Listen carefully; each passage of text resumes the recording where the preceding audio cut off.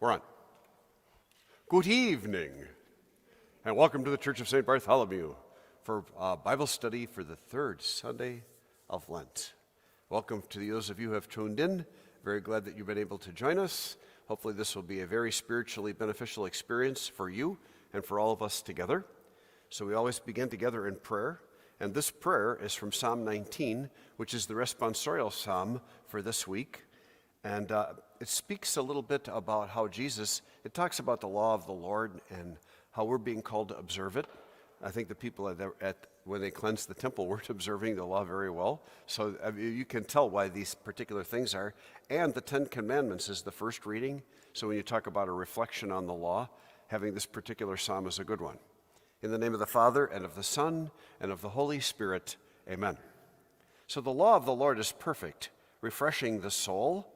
The decree of the Lord is trustworthy, giving wisdom to the simple. The precepts of the Lord are right, rejoicing the heart. The command of the Lord is clear, enlightening the eye. The fear of the Lord is pure, enduring forever. The ordinances of the Lord are true, and all of them just. They are more precious than gold, than a heap of purest gold, sweeter also than syrup or honey from the comb. So, mighty God, we come before you at this particular time as we continue our journey through the holy season of Lent. Help us to turn away from sin and believe in the gospel. As we think about the Easter sacraments, all of us baptized, may we live out our baptismal calling. Because of the confirmation, help us to live our life in the Spirit. Guided by the Spirit, enlivened by the Spirit, given courage by the Spirit, so that we would be Spirit-filled disciples. Help us to be people of the Eucharist, who approach the Eucharist often and are nourished by you and strengthened by you on the journey of life. As we reflect on the gospel this week on the cleansing of the temple, help us to cleanse from our own lives all those things that are unclean and impure and not pleasing in your sight, so that we would grow in virtue, grow in holiness, and be in a better shape than we are now to celebrate the sacred Triduum and the great feast of Easter. Please send us the gift of your Holy Spirit to be with us now, to open our minds and hearts, to enlighten us so that we would better understand your will in our life, and we make our prayer through Christ our Lord. All right. So, as I mentioned, even in the prayer, the gospel is the cleansing of the temple, and so that would be our slideshow for tonight. We're going to go to look at the temple, the second temple, the temple where Jesus was and where this particular event took place. Now, for those of you who are at home, there were 4 attachments that you received by the email. The first one was the commentary. The second one was the site notes for the temple. And then the third and fourth were articles, and we've got those appended for those of you who have received them. So if you go to page 1 through 11, those are the commentary pages. Once you get to page 10, if you get to the 11th page, then you're going to see a map of the Temple Mount. See it? And then if you go to the next page, we have a new set of numbers there. We have a description of the temple, and then we've got that for 3 or 4 more pages. So you've got the information on the temple in great detail in your notes. Now, if you are going to be on the first page of text, it says that there's a first temple. I have no pictures of the first temple.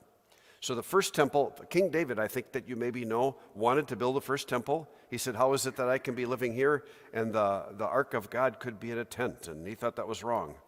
But he was told by God through the prophet Nathan that because he had done some things, you remember when he killed Uriah the Hittite, and he had his thing with Bathsheba and all of that, that he would be unworthy to do that. And so his son Solomon would be the builder of the temple. And so you can see his years in there, that Solomon was the king from 970 to 931. That was 40 years. So his father served for 40 years. He served for 40 years. And during those years, Solomon built the first temple.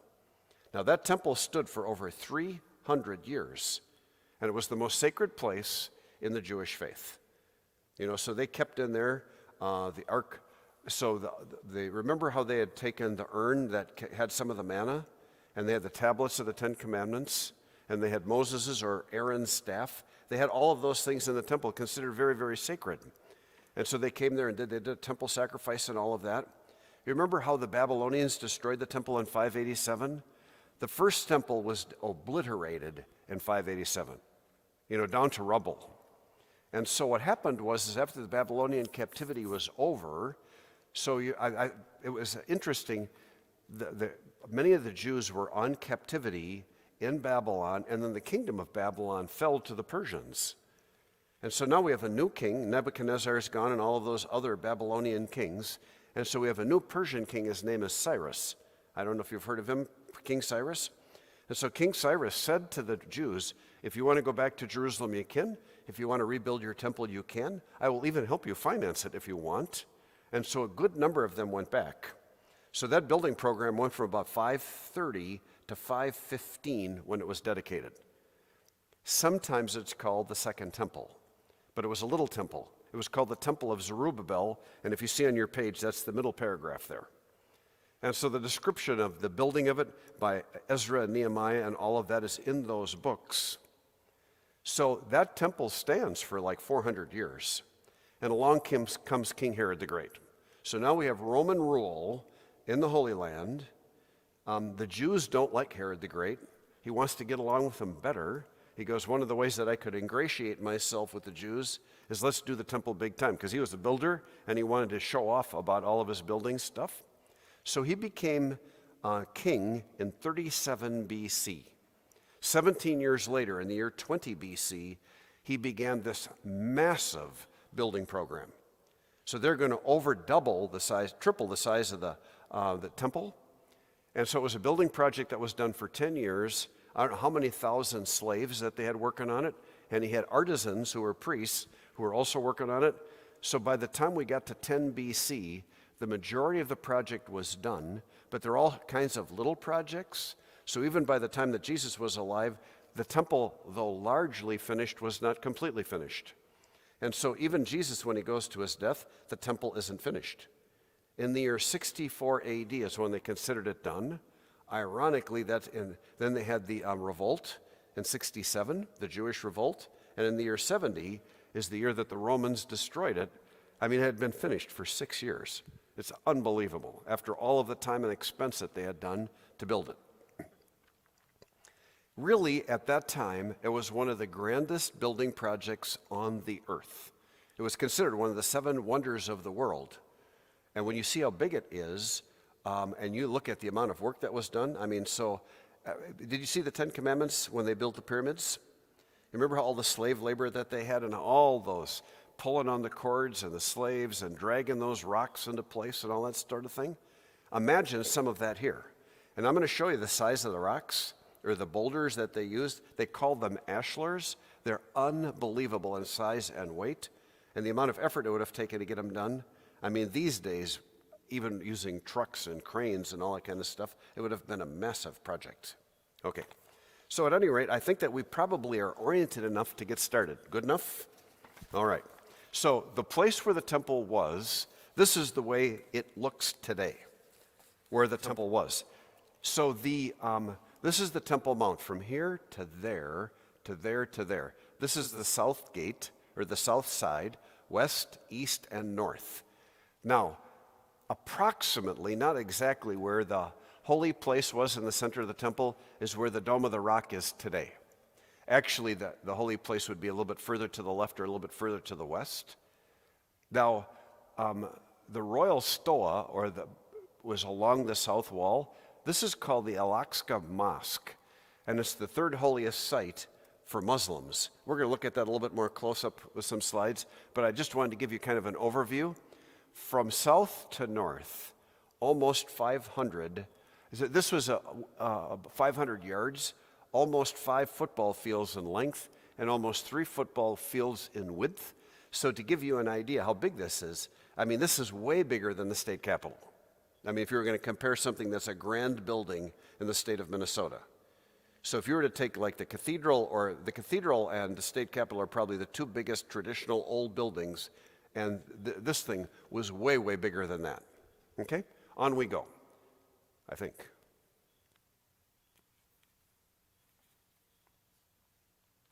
This was working before. Huh? This would be awful if this didn't work tonight. I wonder how the batteries go on this baby. I mean, this was working earlier. That is really bizarre. I can't get mine to work either, and we are in two separate systems. I wonder if there's something wrong with the thumb drive. Huh? Shouldn't be. I'm not technological enough to know how to resolve this. Huh? Pardon me? I probably could. That would, huh? I got mine to work. You got yours to work? You can pause, you can pray, whatever.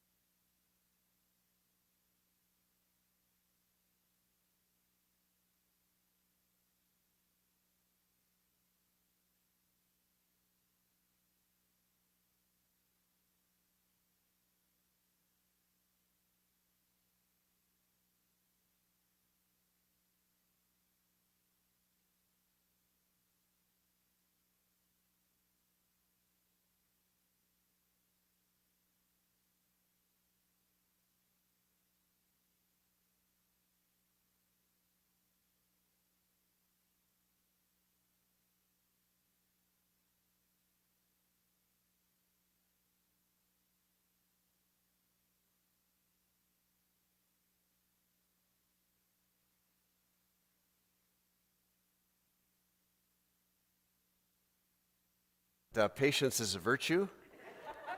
My old pastor used to say, patience is a virtue, possess it if you can, seldom in a woman, never in a man. I don't know if this is true or not, but the fact of the matter is that we're all working at it, and so we're good. Huh? That was Father Mike Paquette. He was a great pastor at St. Stephen's years and years ago. So here we are, we're back on the Temple Mount. Now, if you'd like to see a close-up of the Dome of the Rock, there it is. This is really, it's an amazing thing. This is all plated with real gold. And so the people of Jordan paid for all of that, beautiful mosaics along the side. You see this dome over here? That's the Holy Sepulchre in the background. And so this is the east wall of the of the temple. This is Church St. Saviour's steeple over there. So the new gate is over on this end, and the Jaffa gate is over there. And so just to kind of get you oriented, this is the modern city of Jerusalem in the background. Okay, on we go. So now this is on the south end of it. Remember I told you that there's a place called the Al-Aqsa Mosque, huh? And so this is the mosque, this is the dome of the mosque. These days, people can't go in who are not Muslim, but I've been in this a few times a long time ago in the 1990s. And so of the Muslim holy places in the world, this is considered the third holiest place.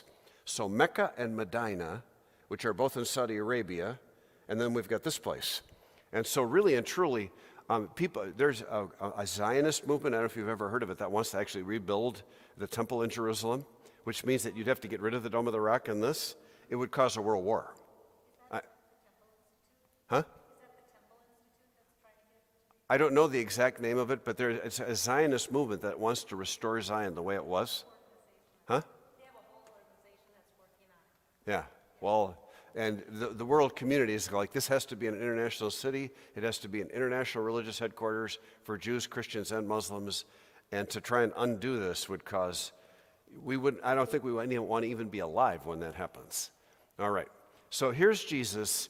And in Mark 13, it says that he came up along the Mount of Olives and he looked over the city and he lamented the city. I don't know if you remember the scene.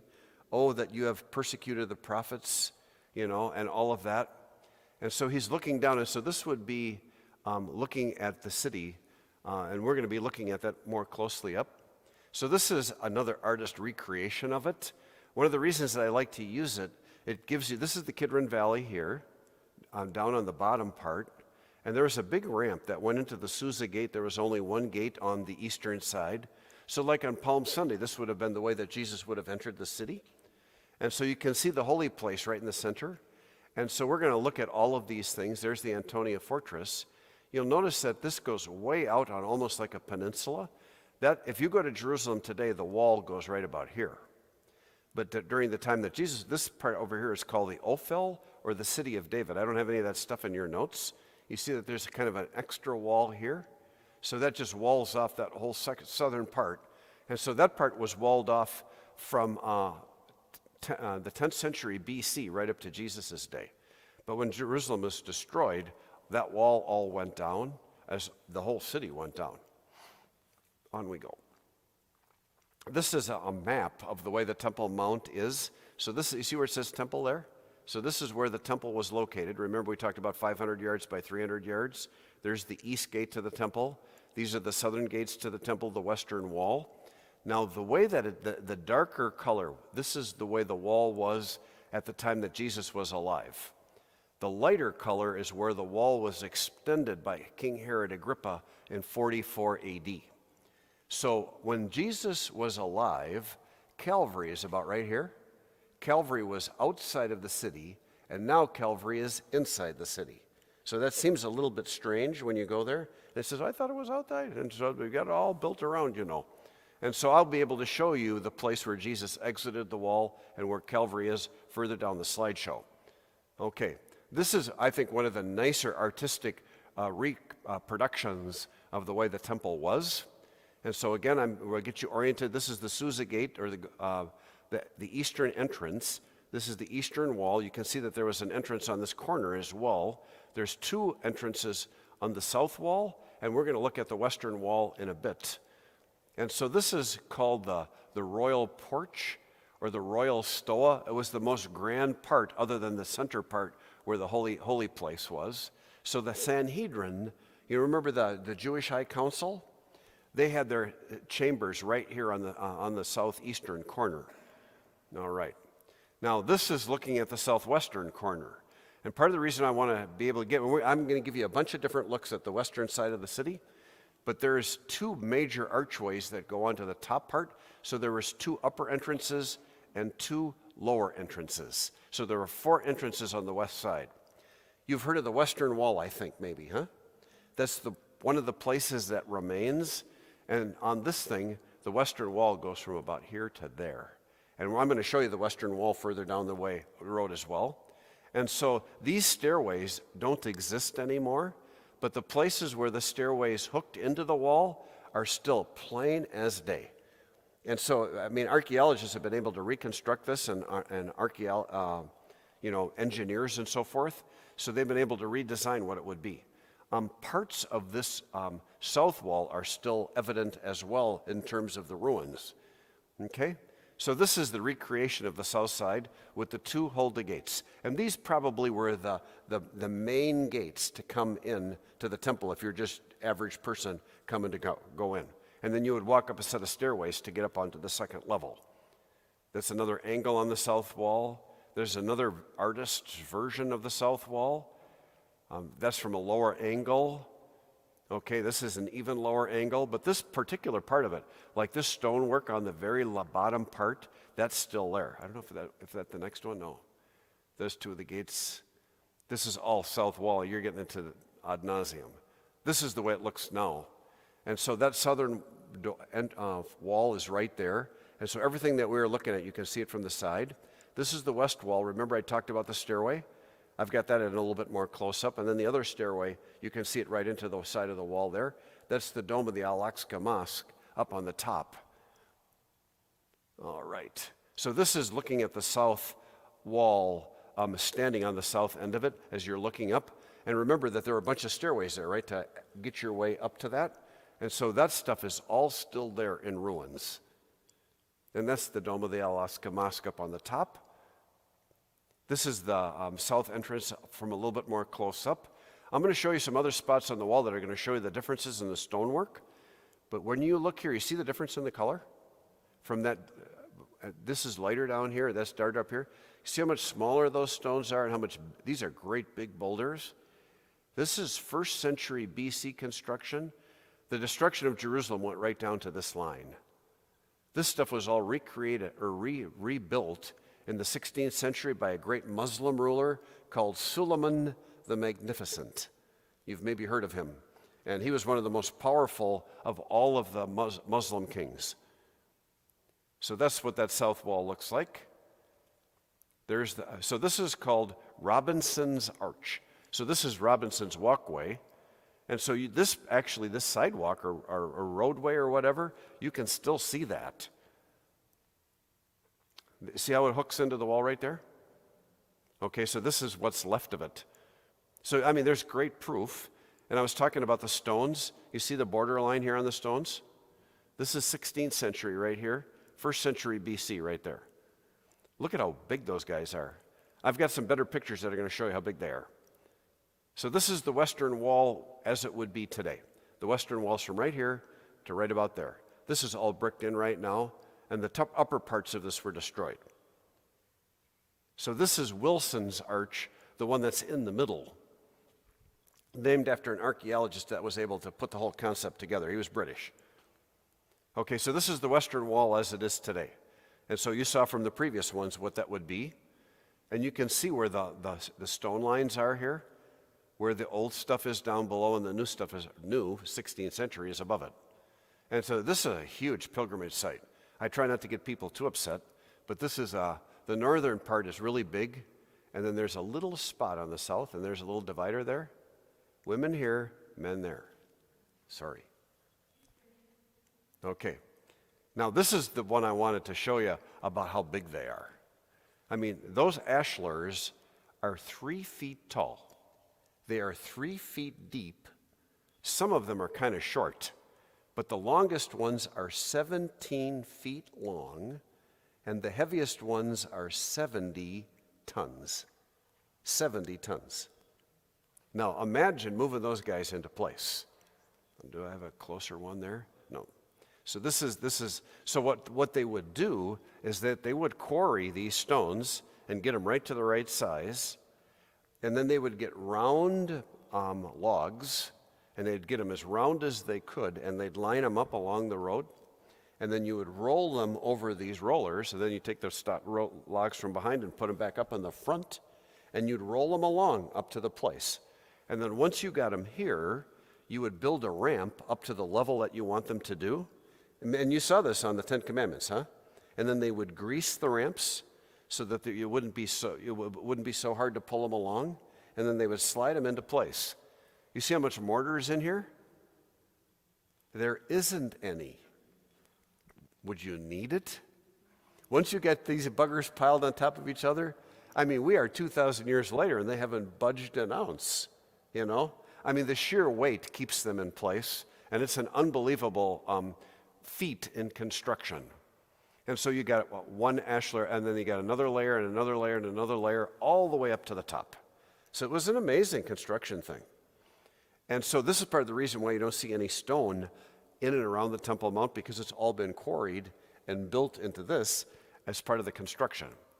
And some of this stuff is limestone, so when you burn it, it can actually fall apart because it's so porous. This stuff is, I don't know exactly what kind of stone the ashlars are. Now, when you look between them, you see these deals? There's little pieces of paper in there. Part of the tradition is that when you come to Jerusalem, if you're a pilgrim, you write down the text of your little prayer on a piece of paper, and then you stick it in a crack in the western wall. I remember when Pope John Paul II, he made a pilgrimage to the Holy Land, and he and some of the ranking Jewish officials, they went down here and they prayed, and the Holy Father actually was sticking little pieces of paper in the wall. I mean, it's amazing. I mean, when we take our pilgrimage groups, almost everybody writes out a little prayer and places it in the wall too. Okay, so this is the full length of the west side. I wanted to put the full length on here. So this is Wilson's Arch here. Robinson's Arch is over there. There's two other doors, but then you get up on the corner here. This is not part of the temple. So this is the north wall to the temple here. And now we've got these 4 guard towers. This is called the Antonia Fortress, and it was a place where the Roman soldiers were quartered. And so what happened is that with these guard towers up here, you could watch everything that was going on the Temple Mount. And if there's any place that there was going to be a riot or a protest against the Romans, it would be there. They hated the Romans with a deadly hate. And so you had to be on top of this possible insurrection at any moment that it could break out. All right, so there's the Antonia Fortress up a little more close, and I'm going to have some of the other diagrams to show you that in a good way. So here's the interior of the temple. And so this is the holy place. You can see that the holy place is got a wall around it. This wall, and I've got some other pictures that'll show that, 40 feet tall, okay? You've got 4 grand pillars on the front place of the holy place. That thing is 150 feet tall. That's the equivalent of a 15-story building. I mean, that's how tall it is. I mean, it's a really, really big thing. And we're going to look at the ornamentation on the front of it and the doors and all of that. So remember when John and Peter were at that beautiful gate and they cured a beggar? This is the beautiful gate right here. And so beggars would sit right here because there was so much traffic going into there. This is called the court of Israel. And so to be inside this part, you had to be a Jew. And so you notice there's a wall here, and we're going to look at that wall more in a second. There's the court of the Gentiles out here, the court of Israel here. You go into the beautiful gate, the court of the women here. The reason it's called the court of the women, men and women could be there, but it was the last place that women could go. Then you've got the Nicanor Gate, and then on here you've got the court of the priests and the court of the slaughtering. So this is where all the animal sacrifice took place and all that stuff. All right. So this is in the diagram. So at the Israel Museum, they've got a 1/4 acre reproduction or recreation of the way that Israel looked at the time. And so I was able to take lots of pictures of this so you get a really good view of what that is. So you've got Court of Israel out here, and you've got 3 gates going in to the Court of the Priests. On this side, there's 3 of them over there. There's actually supposed to be a door here. There is one over there. So there's supposed to be 4 doors on the south side, 4 doors on the north side, and the beautiful gate on the east side. All right. So there we are with the holy place, 150 feet with the beautiful columns. The beautiful columns, marble, rose marble. There isn't any rose marble native. I think that they brought it from Egypt. And so you've got they're beautiful clusters. They look like vine branches and so forth. We're going to look at those a little bit. Gold, actual real gold. This thing was worth, in today's dollars, millions and millions of dollars in decoration. Lots of donations there. Remember when they talk about people came to Jerusalem with their votive offerings? The votive offerings was to help pay for all this stuff. All right, let's keep going here. So those are the gates, the 3 gates that are going into the court of the priests. This is the north side. You see how there's a 4th gate here? There should have been a 4th gate over there. So there are 4 on the north side, 4 on the south side. And so men and women can go through this gate. The priests could go through that gate, those 3 gates. So that's the gate that's going into there. Okay, da-da-da-da. So this is a nice looking down on what we have here. This is the court of the women. I always get these places, if you have your map out. So this thing here is called the oil store, and this thing is called the court of the Nazarites, and this thing is called the court of the lepers, and this thing is called the wood store, and this is the Nicanor Gate, and there's 15 stairs there. You've ever seen these pictures in the movies where all the trumpeters come out and all that stuff? They were on these gates right here. You remember they talk about the woman putting the gate, the donation in the temple treasury? The temple treasury is along this wall and along that wall. So, I mean, it's all got very clear stuff about where it is. All right, let's look at it a little bit more. Great. So this is the front view to it. And part of the reason I wanted to give that is so you can see the 4 columns on the holy place here and here and here and here. Made of marble, imported. So there's the beautiful gate. And so this gives you a better look at the oil store here.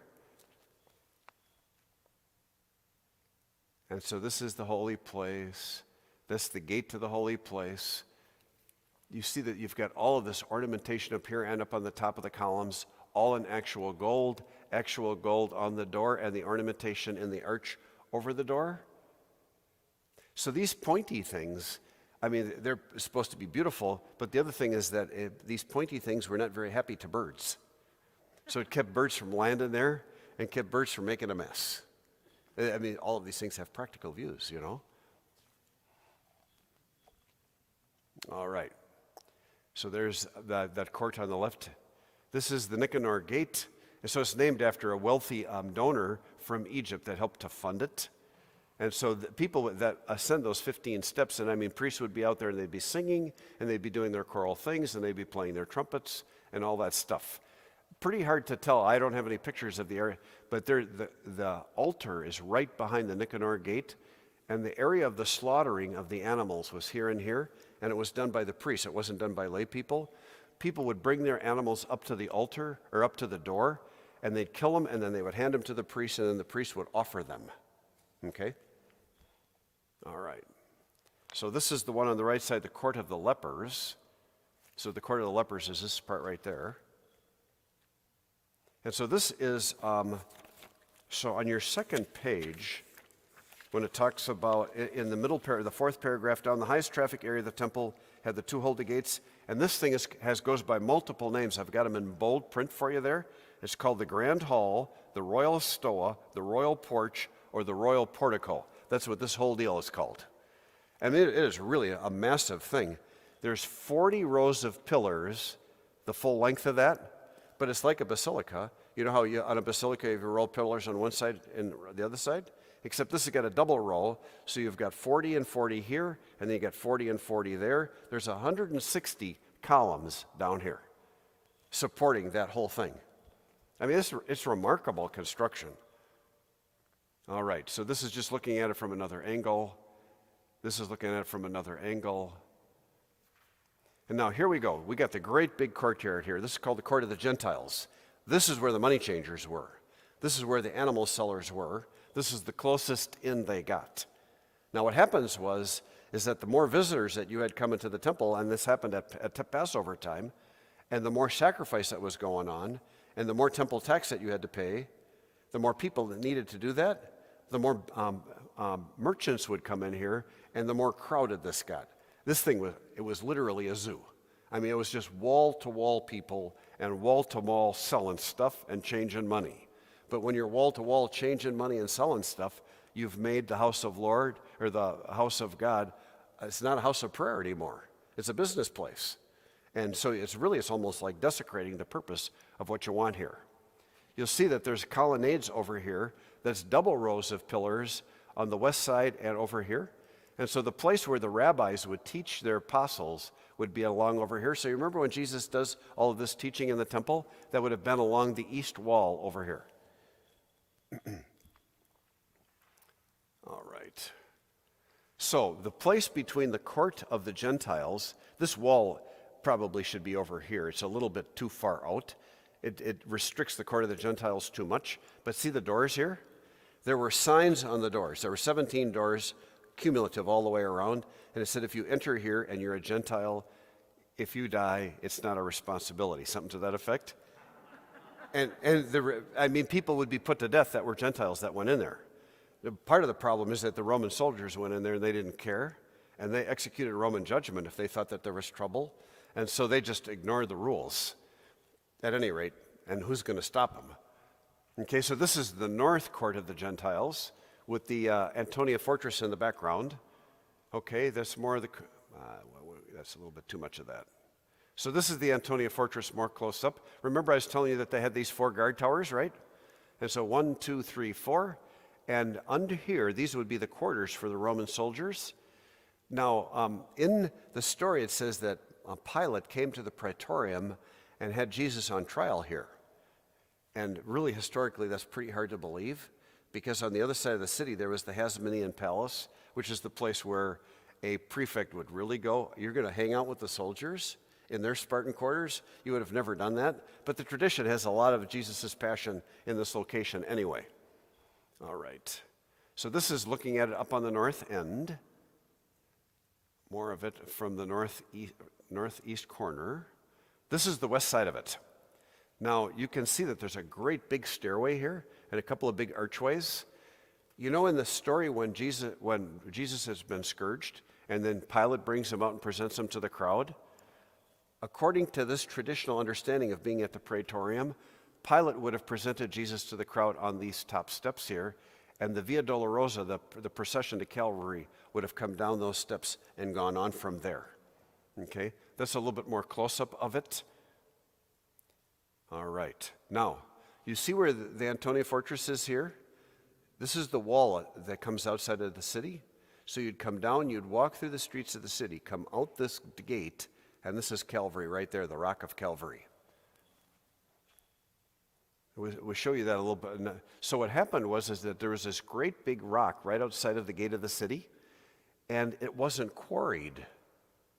I mean, you would quarry every ounce of rock if you could, right? And so what happened was that there was a bunch of cracks in the rock, so it was rejected by the builders. You know, in the Psalms it says the stone rejected by the builders has become the cornerstone.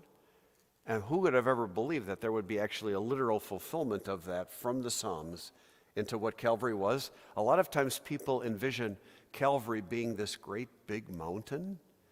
Just get that out of your mind. And what the Romans wanted to do is they wanted to have a place right by the city where you could do crucifixions, where there would be tons of traffic. This is the road.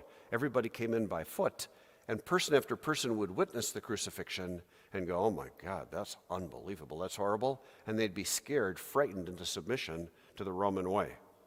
So they would crucify people as an example.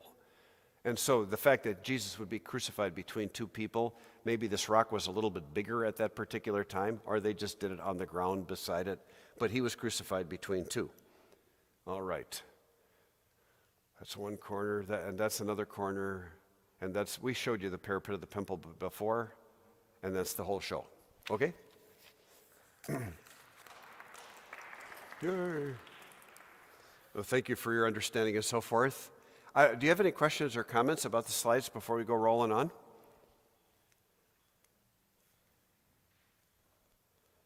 Yeah.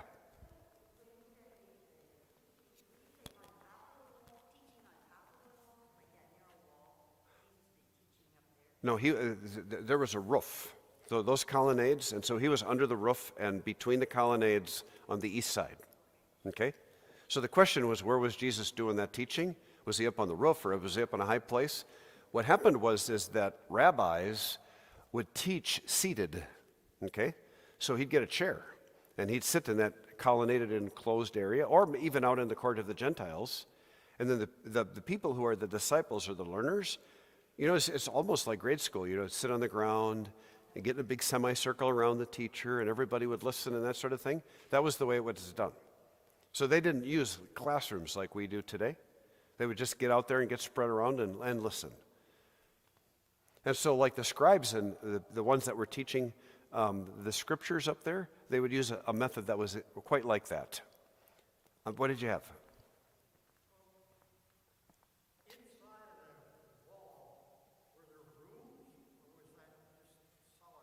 Oh, no, there was all kinds of rooms. You know, that Royal Porch that was on the south side? I mean, so the place where the Sanhedrin met was a great big room, a great big meeting room, okay?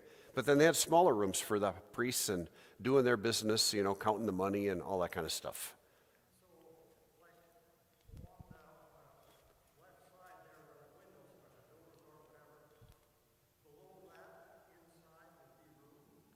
Below there would be rooms. And so right now, right along here, this would have been the lower level of the south porch. Yeah. There's rooms in there, correct. Carolee, did you have something? And so that stuff got gutted. And so at one point they put horses in there. So I mean, it's been used for different things over the years. But I mean, when the temple was in its glory and all of that, they had, this was quarters for the Jewish leaders.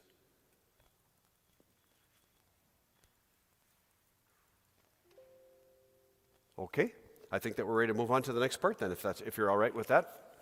And so we'll go back up to page 1, where the scripture text is.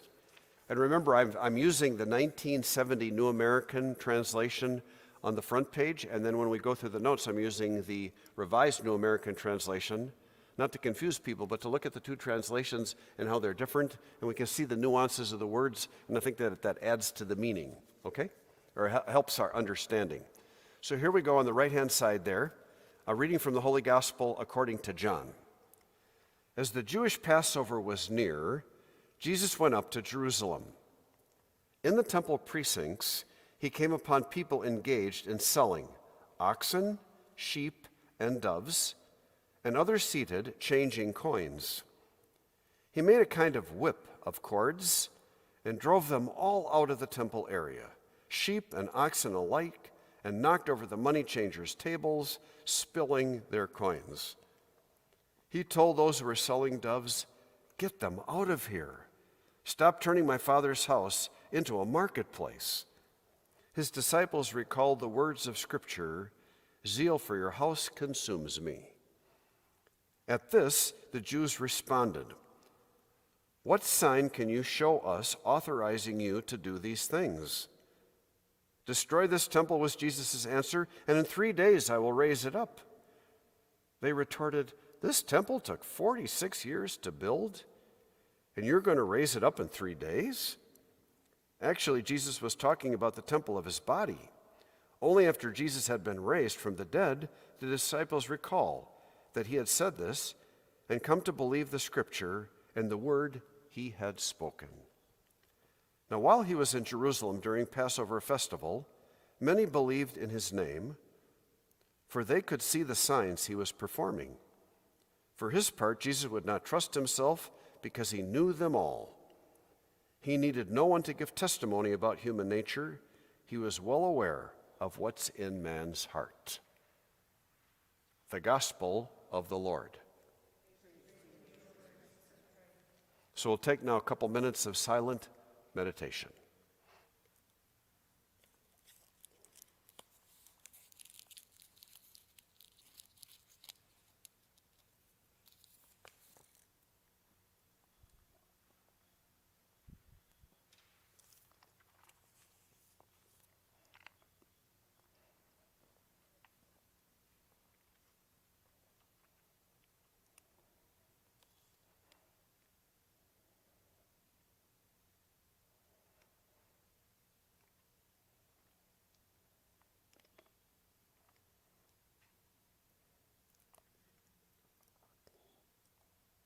So if any of you would like to share a word or a short phrase with us, and then I'll repeat them for the benefit of the people who are watching.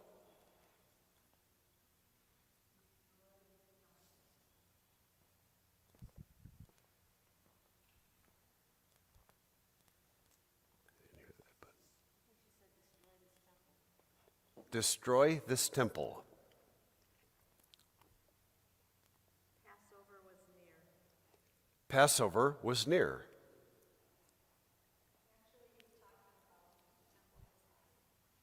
So actually, he was talking about the temple of his body.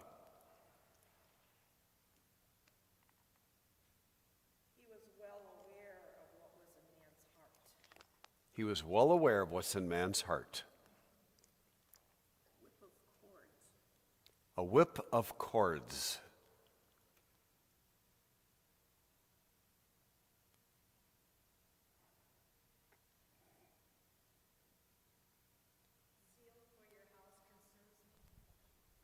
Zeal for your house consumes me.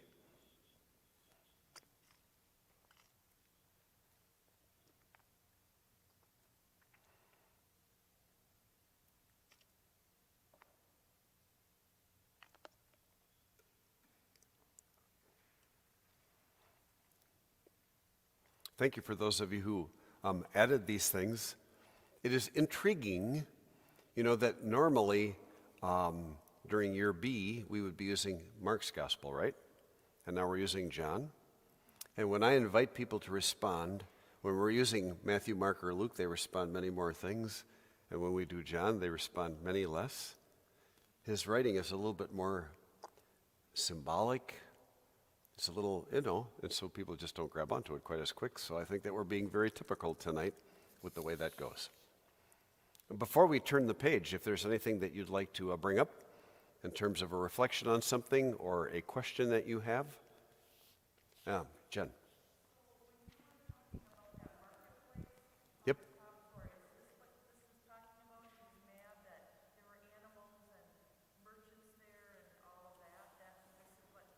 That's exactly right. So the question is, in the slides that we saw with the court of the Gentiles, is that the place where all the animals were and where all the money changers were? And is Jesus upset because of all of the activity that was going on in that place of the court of the Gentiles? And that's exactly what was going on. That's actually the reason why we did the slideshow, so I could show you the spot where that actually happened and the conditions under which it happened. And he was furious about it. And so, a lot of times people see Jesus as being Mr. Mild-mannered, love your neighbor and all that sort of thing. But you know that there's many times that he was very strong in his teaching and that he would be angry too. And so that's actually one of the tensions that happens in this gospel. How can Jesus be angry? Isn't anger a sin? And so the article on the back page of your stuff is the righteous anger of Jesus. And so there's a difference between righteous anger and the anger that's a vice or a sin against charity, huh? If you've heard me speak a little bit about anger in the past, so I had a psychologist friend. Her name was Diane Schlegel. She worked with me when I was at Crozier Seminary, and she said that we have this progression, and everybody gets angry. You can say, I'm never angry. That's baloney. We all get angry, and most of us get angry multiple times a day. And what happens is that a hurt causes anger, and there's all kinds of ways that we get hurt. Somebody overlooks you, somebody disregards you, a physical punch, being defrauded, being treated unfairly. There's a gazillion ways that we get hurt, but we get hurt. So you've got the hurt, and then the anger is a result of the hurt. Is the anger a sin at that point? No. Right now, what we do with it is going to give it its moral quality. If we lash back and do something mean and evil, then it's a sin.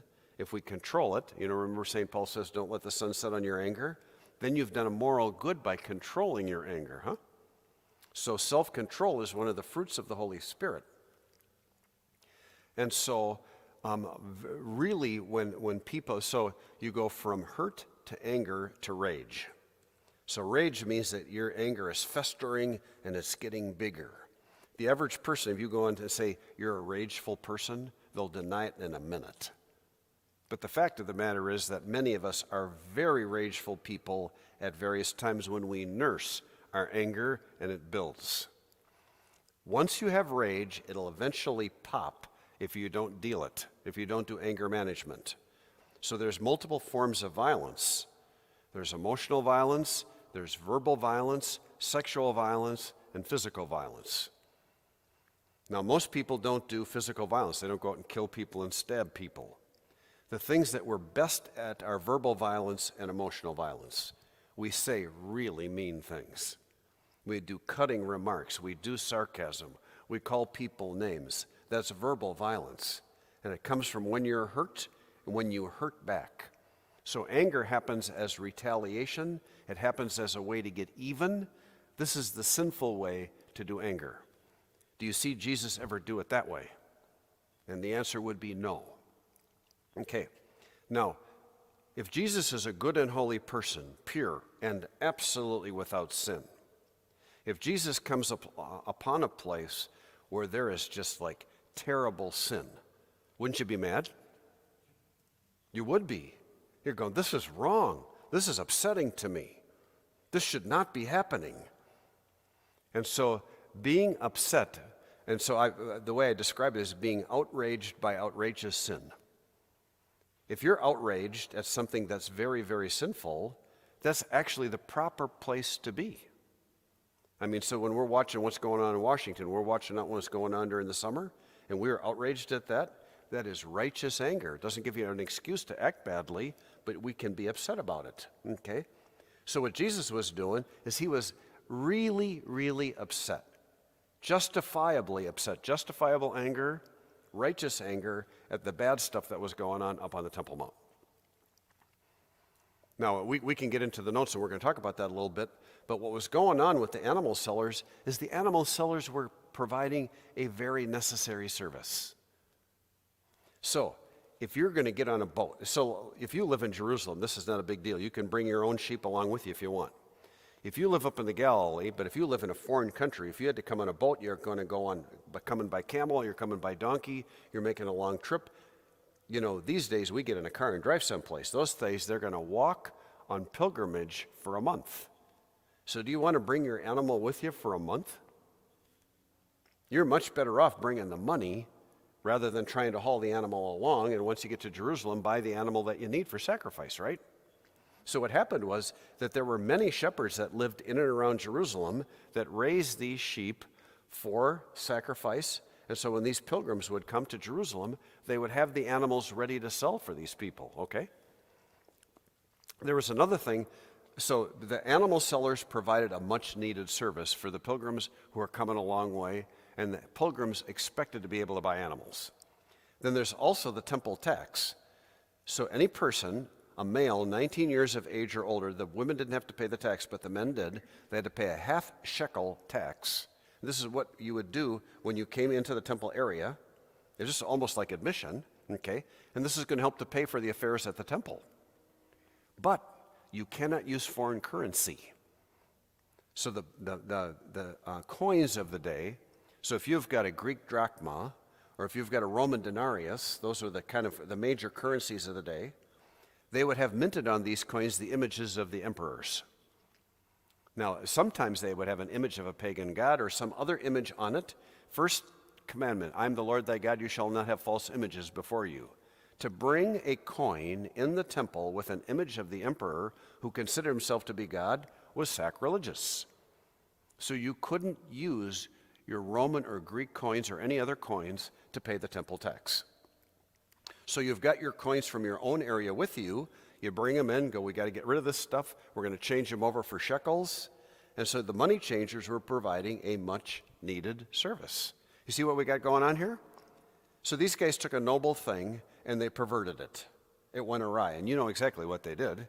They charged way too much for the animals, and their exchange rate on the money was way too expensive too.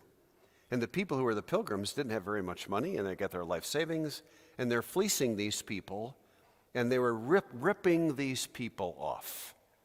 And they're doing it in the temple, at a place that's supposed to be a sacred place where people are supposed to be honest.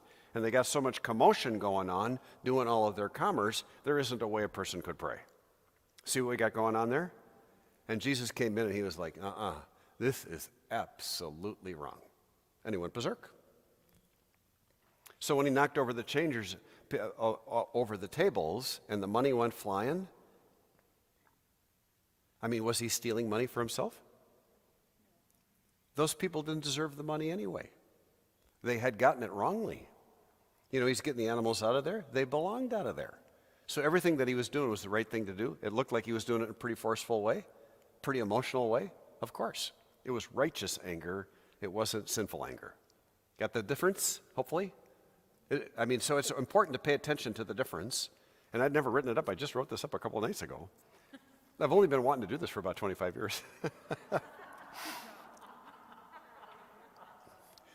You know, so it's amazing how each year I can get another little angle of this thing all written up and done, you know. But that's the back page. And so on your parish bulletin this week, it's the article on the front page.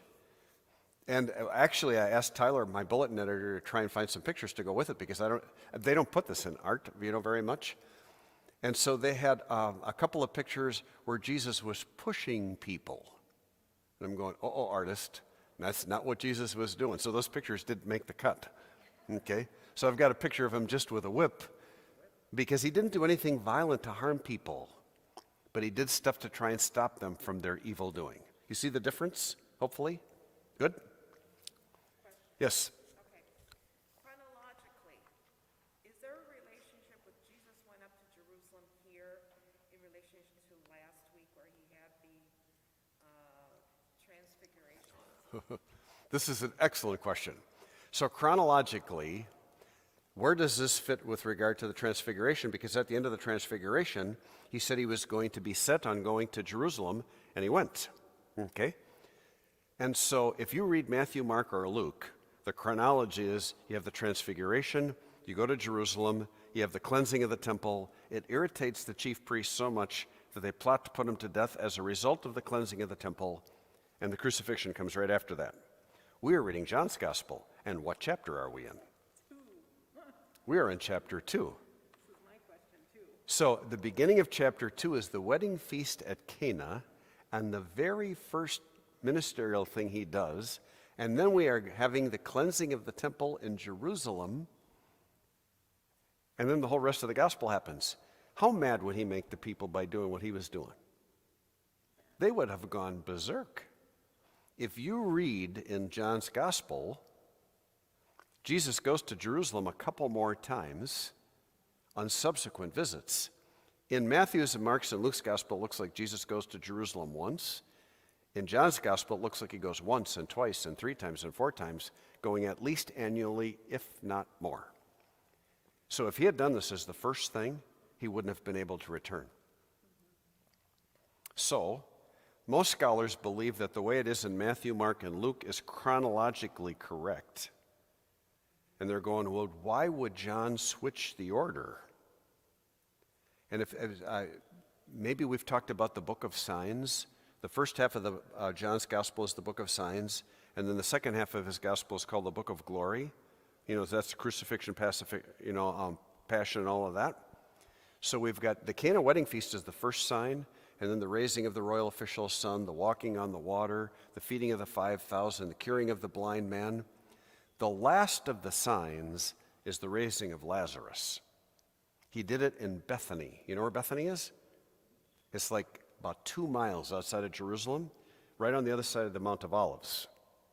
Now, when Jesus raised Lazarus from the dead, there were tons of people from Jerusalem that went out to witness it.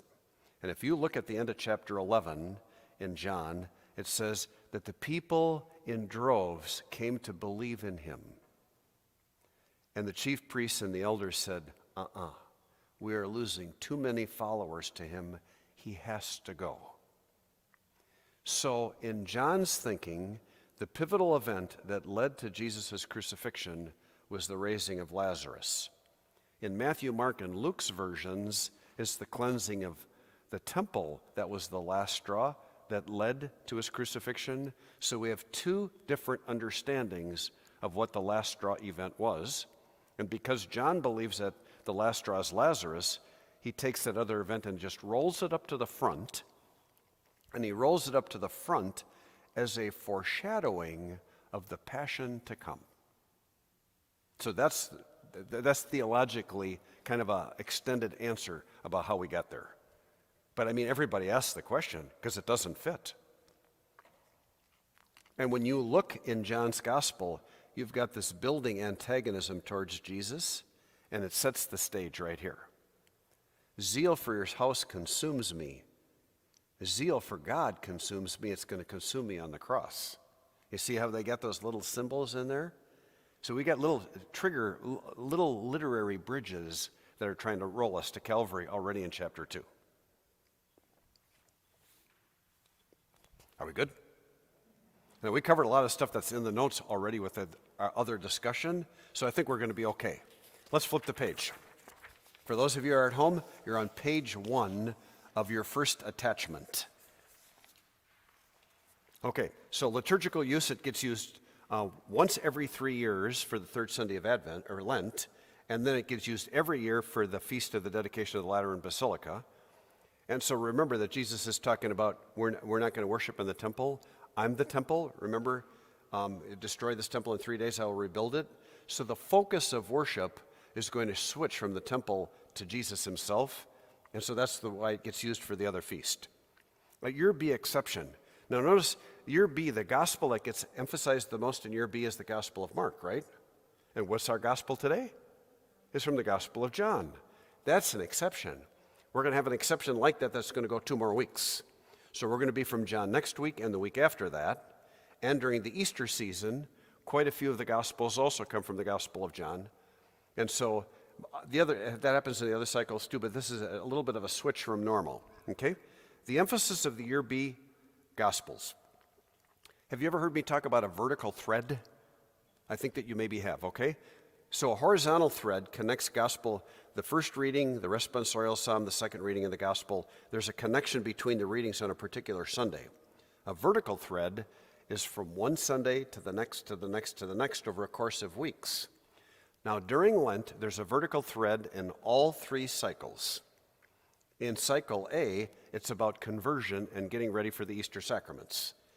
In this cycle, the focus is on the cross, and in cycle C, the year for Luke, the cycle is the thread is forgiveness.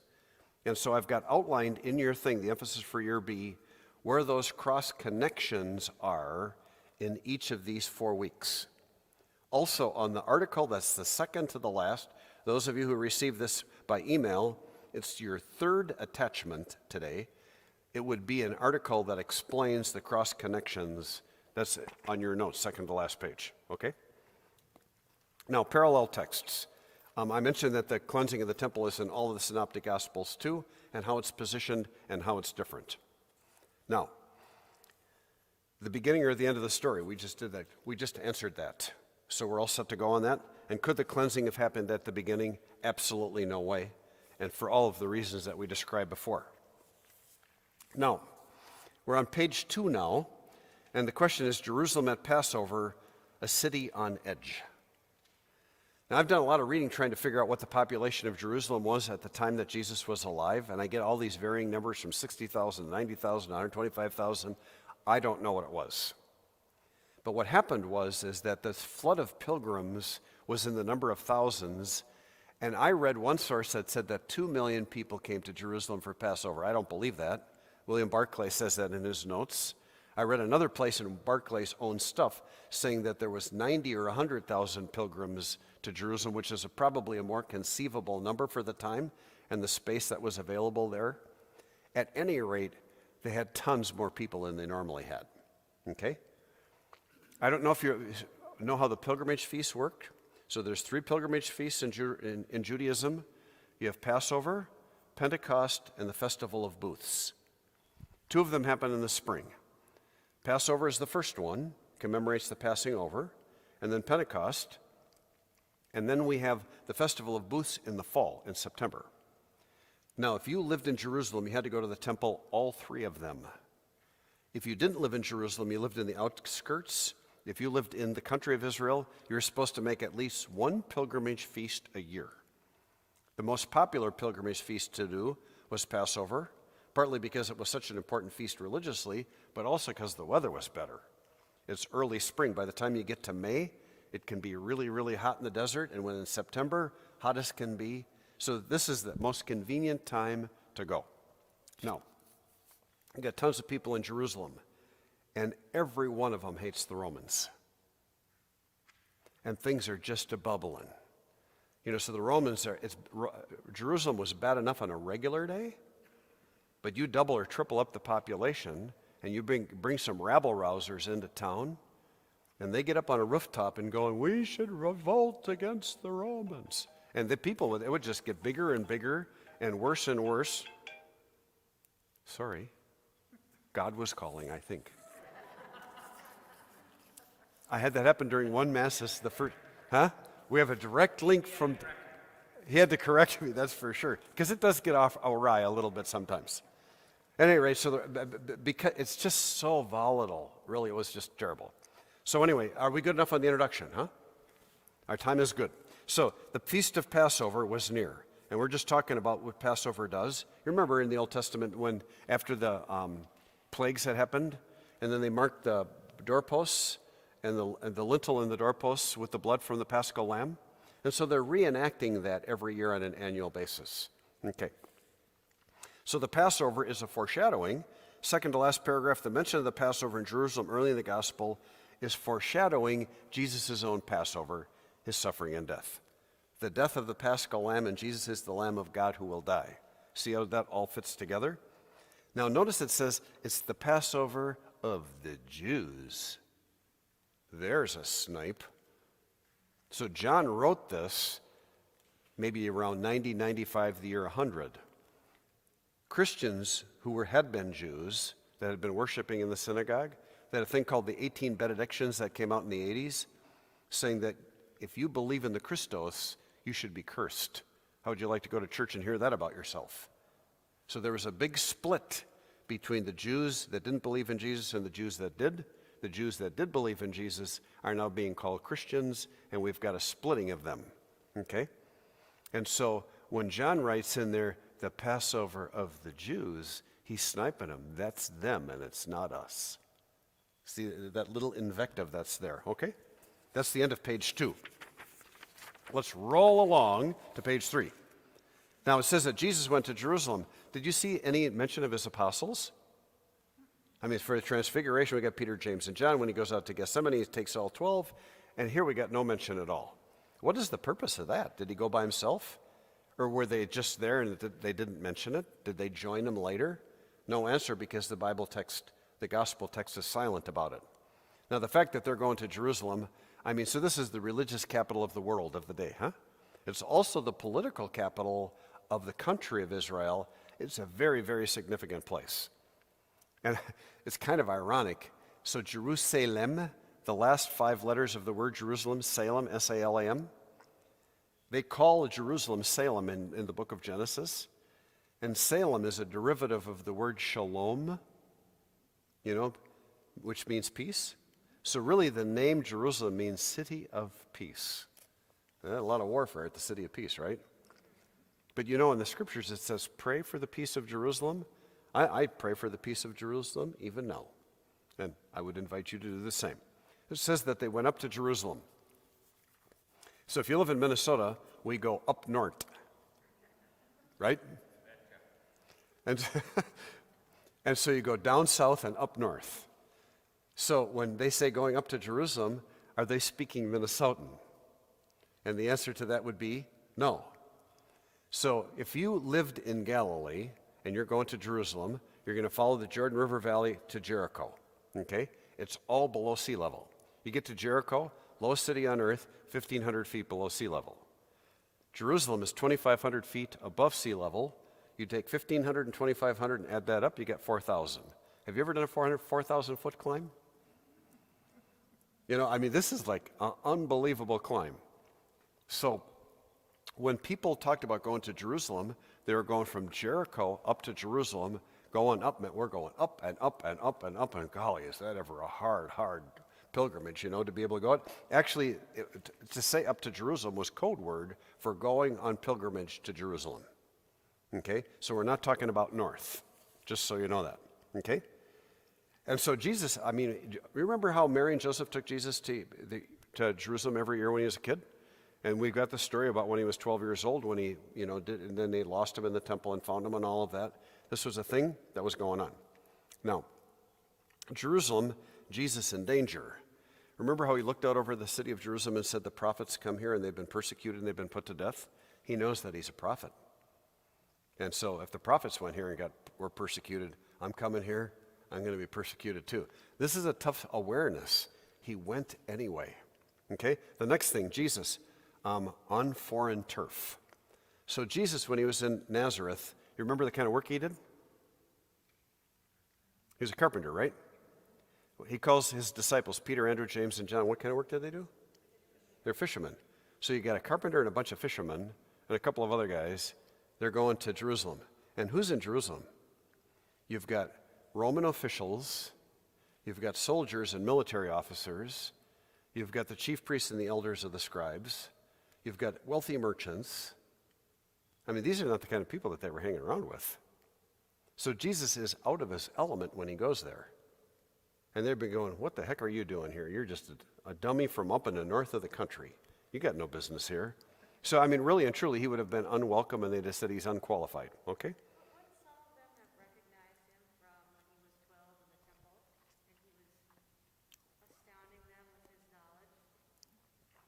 That's the interesting. Would some of them have recognized him from when Jesus was 12 in the temple, after he had astounded them with his knowledge? There might have been a little bit of that. But I mean, those guys were so turf conscious that if he's that good and he's coming in here and he's invading our territory, they're going to get over that real fast. Okay. So Jesus, he found in the temple those who sold oxen, sheep, and doves. And so the temple, I've got a little bit of a description about how this is the second temple and all that. We did all of that in the slides, okay? So you know all about what the temple is. Then we go on, and so temple sacrifice, they were up there. And so I've got a little bit about how people went up there to offer their animals and some of the quotes in the Old Testament that stipulate these kinds of sacrifices. Now, John mentions oxen, sheep, and doves. I think Mark mentions doves, and Matthew and Luke don't mention any animals at all. So, I mean, these are some textual differences between the two of them. And so the business about pilgrims and sacrificial animals, that's what we described about how they wouldn't have brought them along and they needed to buy them there. Now, not all of the sellers were in the court of the Gentiles. You know that you got the Kidron Valley, you got the Mount of Olives. You've got a lot of area outside of the temple where they would have been selling stuff too. So they could have brought it in with them or they could have bought it on site. But there were a lot of people, a lot of merchants nonetheless, okay? And the money changers we already described, you know, the denarius and the drachma and the images of the emperors and all that stuff. And so the crowds that were there, obviously, we explained why they're there and why is Jesus so mad. This is an interesting perspective. Jesus might have been furious with the merchants because they failed to realize that in his appearance, the day of the Lord had come, and no longer would there be merchants in the house of the Lord. It says that in the book of the prophet Zechariah. And so on the day that the Messiah appears, there would not be merchants there.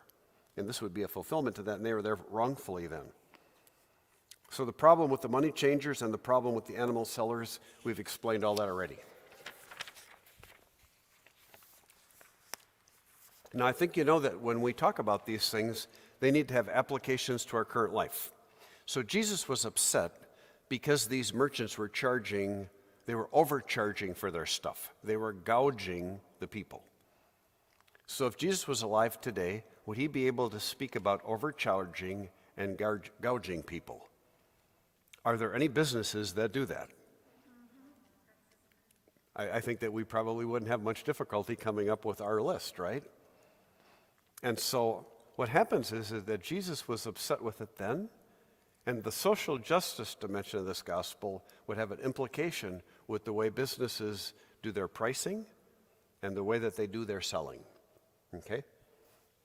So, I mean, businesses are entitled to a profit. I mean, those workers have to pay for their life too, right? But an excessive profit, that's a different thing. And so the other problem is that it was mistreating the poor. And the other problem is that when the people came up and offered their sacrifice, the sacrifice actually wasn't very good. So they'd kill a lamb, offer the lamb and sacrifice, and then they'd go home and be mean to their friends. It didn't change their life. They're giving offerings for sin, and they remain sinful after they left the temple. And so the kind of sacrifice that God wants from us, it says this in the Psalms, that I want a contrite spirit, not the killing of animals. And contrite spirit means that we're sorry for our sins and that we genuinely want to do better. And that's one of the things that the holy season of Lent is about. So Jesus makes a whip out of cord, so he's angry. And so we spoke about how free of sin he was and how he witnessed the other sin and how this evoked his righteous anger or his justifiable anger. So he does a whip of cords. And so it was against the law. They didn't have metal detectors at the entrances, but you couldn't bring a sword in, you couldn't bring a dagger in. So weapons were prohibited on the mount.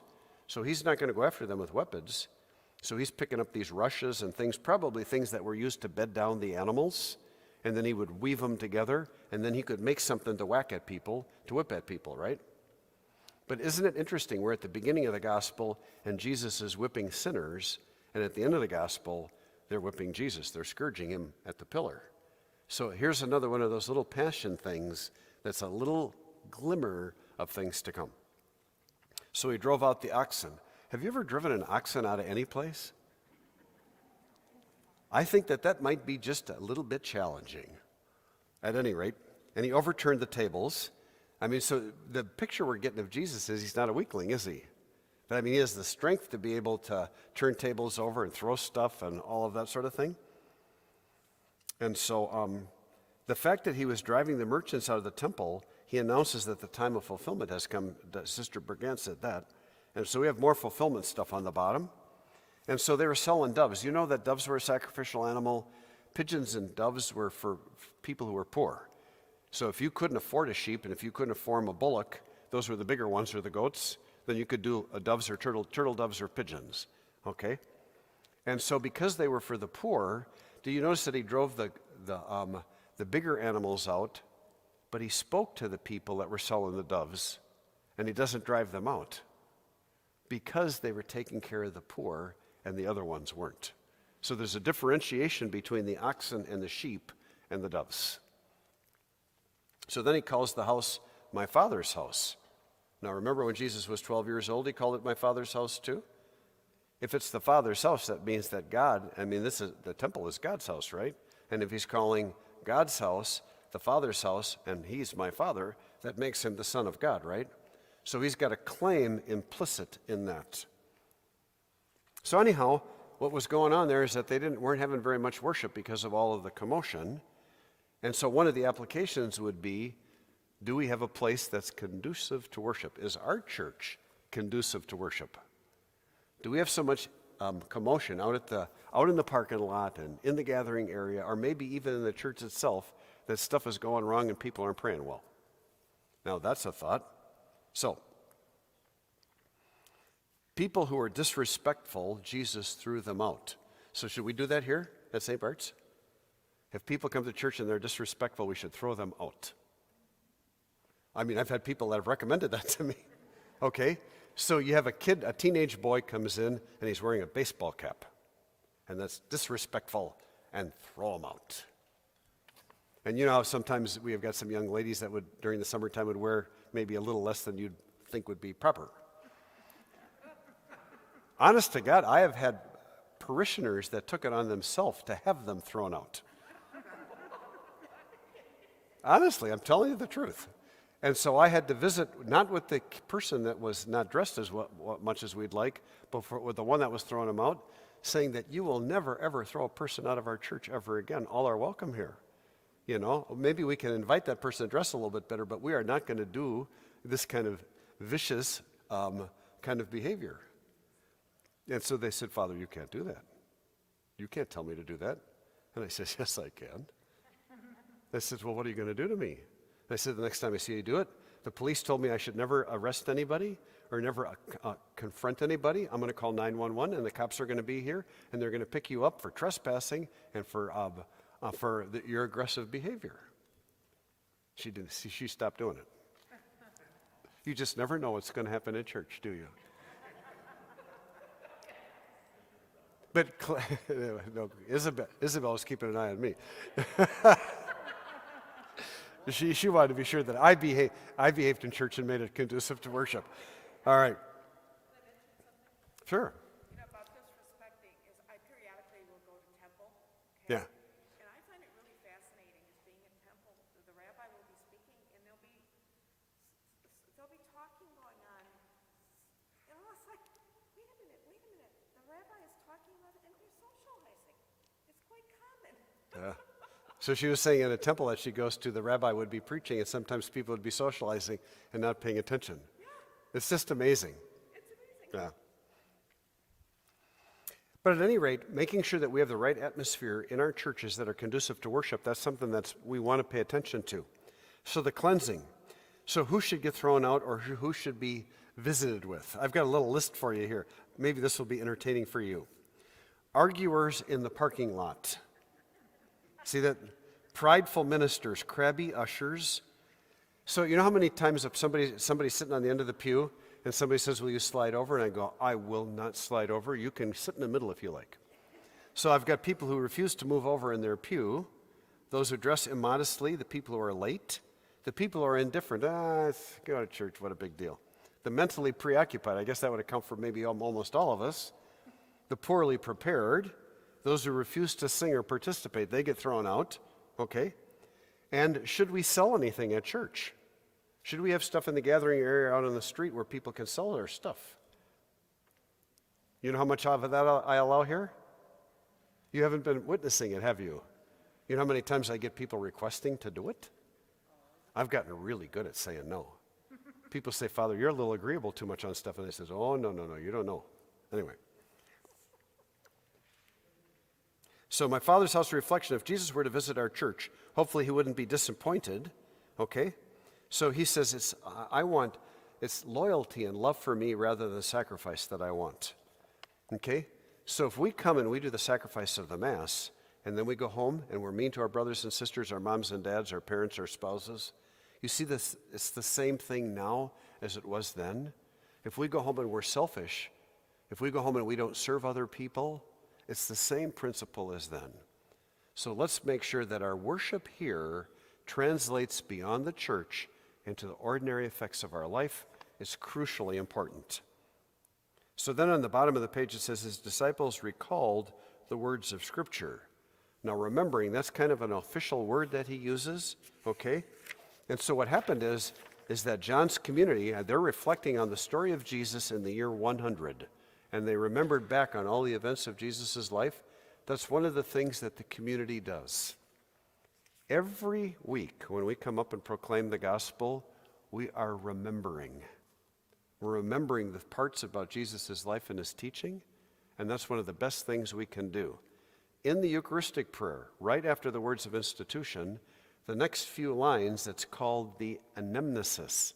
It's a technical word, and it's a technical word from Greek calling the remembering.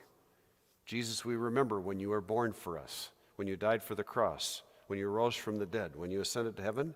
Maybe some of that language is jogs for you, but there's remembering, and that's one of the things we Christians do. We remember Jesus and his story over and over again. Okay? And zeal for your house will consume me. That's a quote from the Psalms. And interestingly, and that we talked about this being a foreshadowing, Jesus' total dedication to God and his Father's house led to his own being consumed, his death. And so if zeal for the Father consumed Jesus, do we have zeal for God? Do we have a zeal for God the Father? Do we have a zeal for Jesus? Do we have a zeal for living the Christian life? And that's part of what's being implied here, we're being called or invited to do. Okay? Okay. Now, we have actually covered the most important part of it. From verse 18 to the end is kind of an addendum, which isn't considered the essential part of the reading.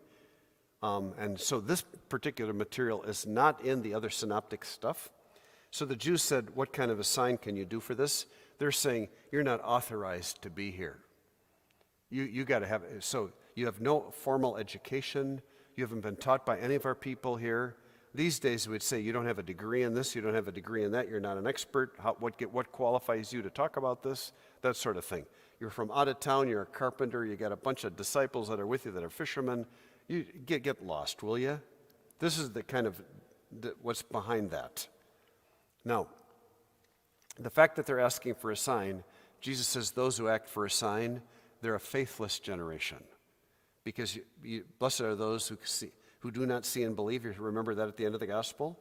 But Jesus, understanding our weakness, provides sign after sign after sign. I mean, he multiplied 5 loaves and 2 fish and fed 5,000 people. That's a sign. He walked on water. That's a sign. He raised Lazarus from the dead. That's a sign. So he gave them sign after sign, and it helped the people to believe. And so really they're saying, we want a sign, and he can be going, ain't you been watching? There's been boatloads of sign. Will you please pay attention? And the fact that you're asking for more means that you don't believe in the ones that just happened, okay? So acting without official credentials, this happens a lot. It happens a lot in just normal life. So we got a school here, huh? So we say that we're in partnership with the parents. But what happens sometimes in schools when it goes awry is that something's going wrong in the school, there's a teacher that's off base or whatever, and mom or dad wants to come in and say, we got a problem here in school. And mom and dad are going, golly, I don't know that much about schools, I don't have a degree, I'm not an expert on schools, but I know it's not right, and maybe I shouldn't even go in. But then they do go in, and then the principal or the teacher says, we're running our own place, don't bother us. and you don't know nothing about how schools run anyway. See how those kinds of things could go? Okay? Sometimes it happens in church. So you have a parishioner, and then you've got father, and father didn't do something quite right, or somebody on the staff didn't do something quite right. And so they come in and go, you don't have any theological training. You don't know what you're talking about, and don't even listen. But that's kind of, so citing people saying that they don't have the qualifications.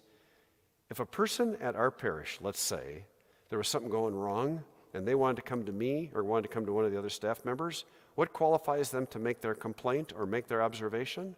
That they're baptized.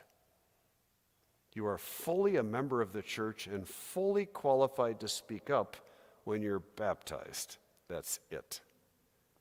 You don't have to have been here a long time. The day that you join the parish, you have full membership. So if you've been here 30 years or 40 years, or you've been here 2 weeks, equal voice. People don't get that, but it's important that we talk about those kinds of things so we know that you can act without credentials.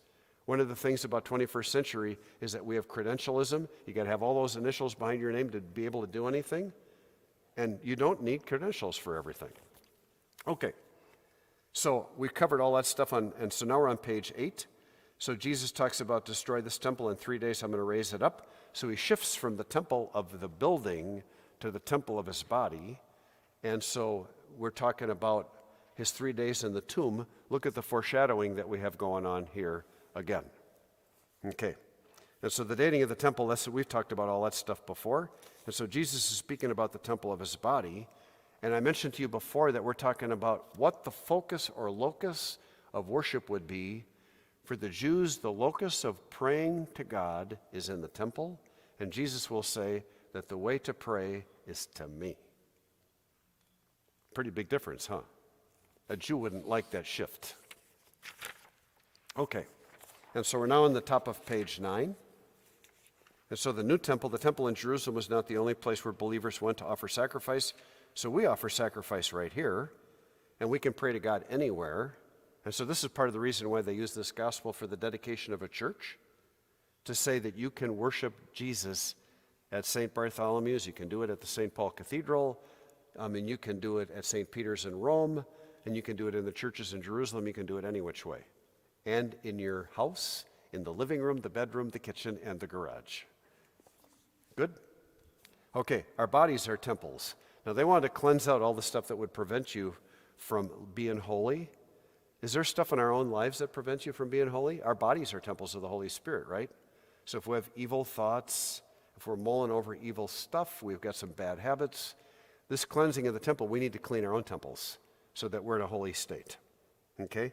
And then at the end it says that they remembered all these words that Jesus had spoken after he rose from the dead, and many people began to believe in his name, which was the whole purpose of the gospel. And my friends, we're at the end of page 9. Actually, we don't need to do anything on page 10. Jesus said he wasn't going to trust himself to them. Would you trust yourself to people who are connivers? I mean, that's pretty obvious. And he understands the sinful part of human nature and original sin and all of that. And he's going, I'm going to trust my Father in heaven, and I'm going to love these people, but I'm not going to trust myself to them. And so that brings us to the grand conclusion of this edition of Bible study. So thank you very much for coming. Thank you very much for tuning in.